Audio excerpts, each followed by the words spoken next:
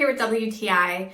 Now, do toilet brushes totally gross you out? Well, not this one from BALORIZ. So this has a disposable head. Such an awesome invention. No more nasty brushes holding all that bacteria. Every time you clean your toilet, you have a fresh brush to use. So it's super simple. It comes with a wand. You click on a new head. It has a swivel top, so that makes it really nice to get into all the nooks and crannies of your toilet. It also bends on the edges, so it conforms to the shape of your toilet.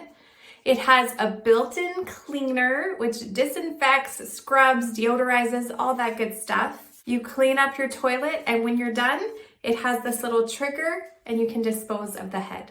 This is a complete kit, so it comes with the wand, it comes with a stand which holds a bunch of the heads, and then a bunch of extra ones. I believe there was 48 disposable heads. I just store them under my sink in the bundles they come in. It will last you a while. You can use this to clean other areas of your house as well, but I love it as a toilet brush. It's sleek and subtle. It looks good in the bathroom. You can't really tell that it's a toilet brush, so I really like that. Get rid of that gross, grimy brush that you have and upgrade to a disposable one like this. And that's my point of view.